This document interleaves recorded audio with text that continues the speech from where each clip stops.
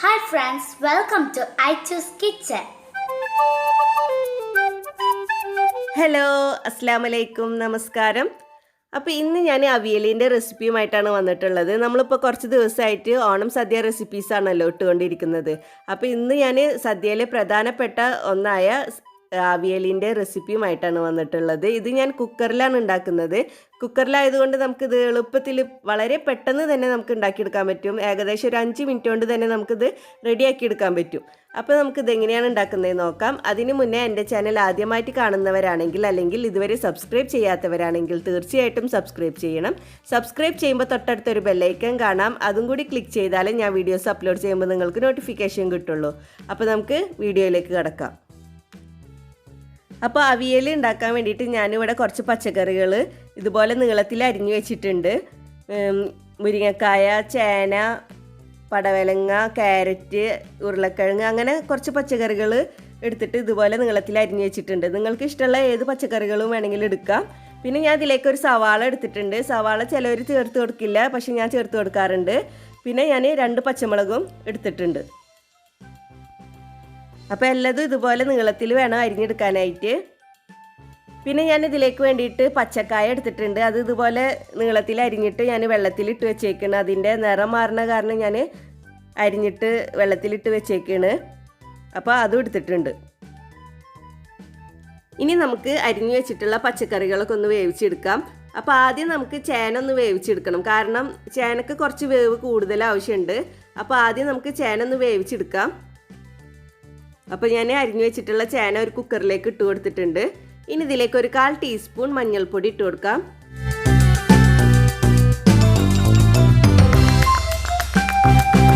ഇനി ഇതിലേക്ക് കുറച്ച് ഉപ്പും കുറച്ച് വെള്ളം ഒഴിച്ചിട്ട് നമുക്കിതൊന്ന് വേവിച്ചെടുക്കാം.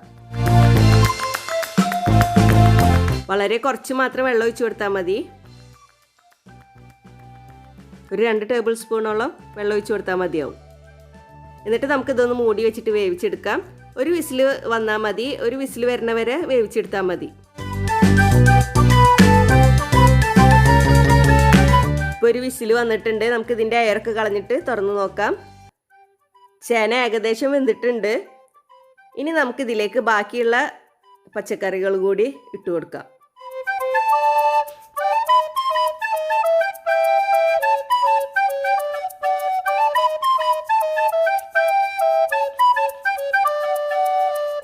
മുരിങ്ങക്കായ ഞാൻ ഇങ്ങനെ നടു കീറിയിട്ടാണ് ഇട്ട് കൊടുക്കുന്നത്.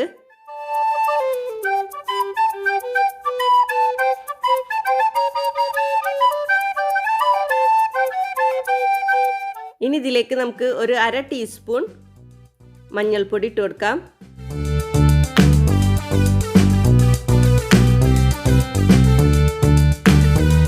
അര ടീസ്പൂൺ മുളക് പൊടിയും ഇട്ട് കൊടുക്കാം.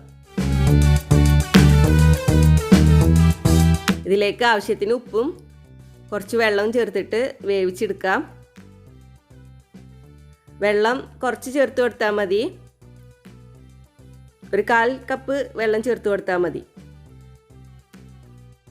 നന്നായി മിക്സ് ചെയ്ത് കൊടുക്കാം. നമ്മൾ ഇതിലേക്ക് ഒരു സാധനം ചേർത്ത് കൊടുക്കാൻ മറന്നിട്ടുണ്ട്. നമ്മൾ പച്ചക്കായ അരിഞ്ഞിട്ട് വെള്ളത്തിൽ ഇട്ട് വെച്ചിട്ടുണ്ടായിരുന്നില്ല, അത് ഇട്ട് കൊടുത്തിട്ടില്ല. അപ്പോൾ നമുക്കത് ഇട്ട് കൊടുക്കാം.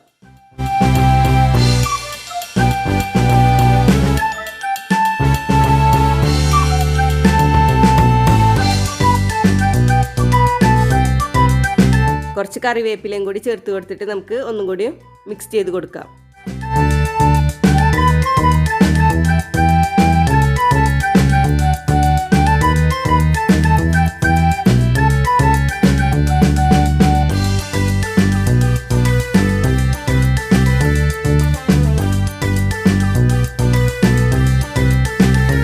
ഇനി നമുക്കിത് വേവിച്ചെടുക്കാം. മൂടി വെച്ചിട്ട് വേവിച്ചെടുക്കാം. ഒരു വിസിൽ തന്നെ ഇതിന് വന്നാൽ മതി. കൂടുതൽ നേരം വേവിച്ചെടുക്കേണ്ട ആവശ്യമില്ല. ഒരു വിസിൽ വന്നാൽ നമുക്ക് ഫ്ലെയിം ഓഫ് ചെയ്യാം. അപ്പോൾ ഇത് വേവുമ്പോഴേക്കും നമുക്ക് ഇതിലേക്കുള്ള തേങ്ങയുടെ അരപ്പ് റെഡിയാക്കി എടുക്കാം. അപ്പോൾ ഞാൻ ഇതിലേക്ക് വേണ്ടിയിട്ട് 1.5 കപ്പ് തേങ്ങ ചിരകിയതാണ് എടുത്തിട്ടുള്ളത്. ഇനി നമുക്ക് മിക്സിയുടെ ചെറിയ ജാർ എടുത്തിട്ട് അതിലേക്ക് ഈ തേങ്ങ ചിരകിയത് ഇട്ട് കൊടുക്കാം.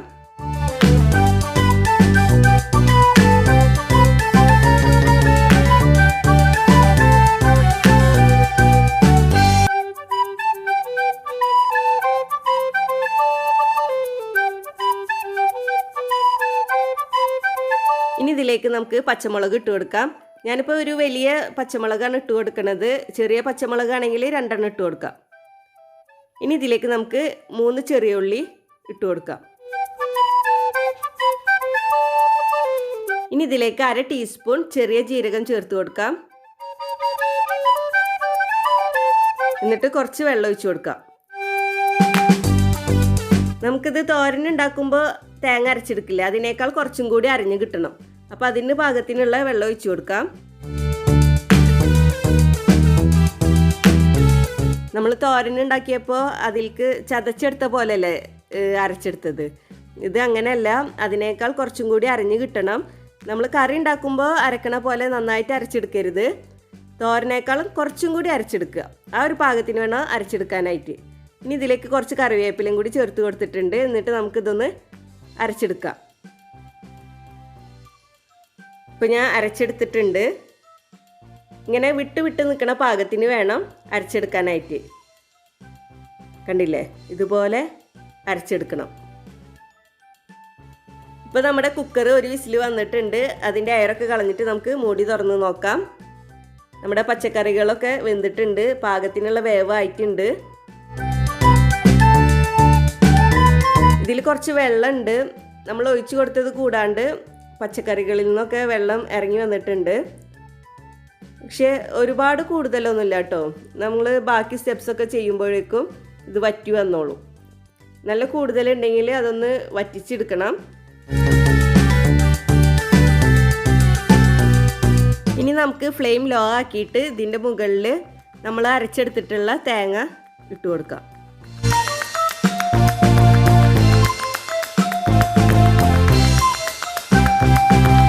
തേങ്ങ ഇട്ടിട്ട് മിക്സ് ചെയ്ത് കൊടുക്കേണ്ട ആവശ്യമില്ല. അതിൻ്റെ മുകളിൽ ഇതുപോലെ ഇട്ടിട്ട് ഒന്ന് ലെവൽ ചെയ്ത് കൊടുത്താൽ മതി.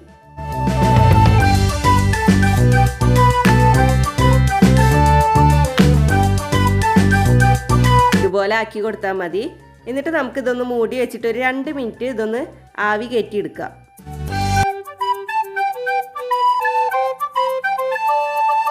ഇപ്പോൾ ഒരു 2 മിനിറ്റ് കഴിഞ്ഞിട്ടുണ്ട്, ആവി വന്നിട്ടുണ്ട്. നമുക്ക് മൂടി ഒന്ന് തുറന്ന് നോക്കാം.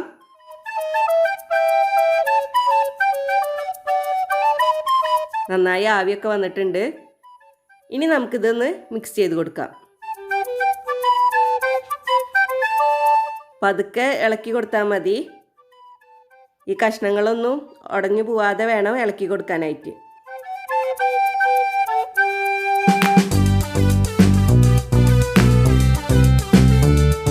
കണ്ടില്ലേ, ഇതിലുണ്ടായിരുന്ന വെള്ളമൊക്കെ വറ്റിയിട്ടുണ്ട്.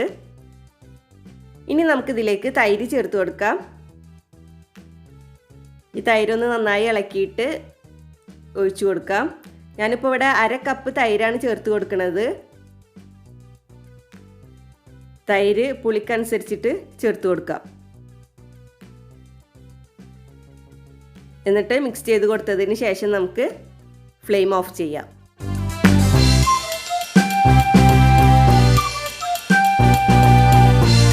ചില സ്ഥലങ്ങളിൽ അവിയലിൽ തൈരിന് പകരം വാളംപുളി പിഴിഞ്ഞൊഴിച്ച് കൊടുക്കും. ചിലർ തക്കാളി ഇട്ട് കൊടുക്കും.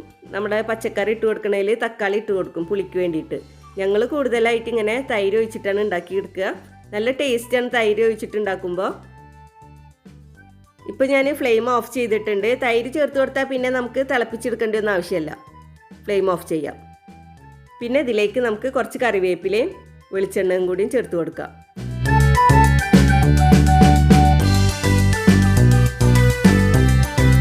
എന്നിട്ട് നമുക്ക് മൂടി വെക്കാം.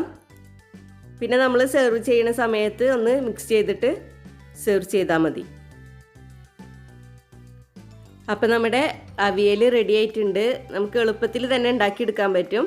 എല്ലാവർക്കും ഇഷ്ടപ്പെട്ട് കാണുമെന്ന് വിചാരിക്കുന്നു. എല്ലാവരും ട്രൈ ചെയ്ത് നോക്കണം. തീർച്ചയായിട്ടും എല്ലാവർക്കും ഇഷ്ടപ്പെടും.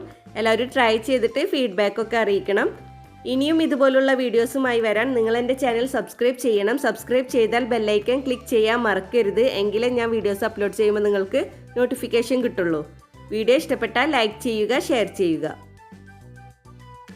Please subscribe, comment, like and share.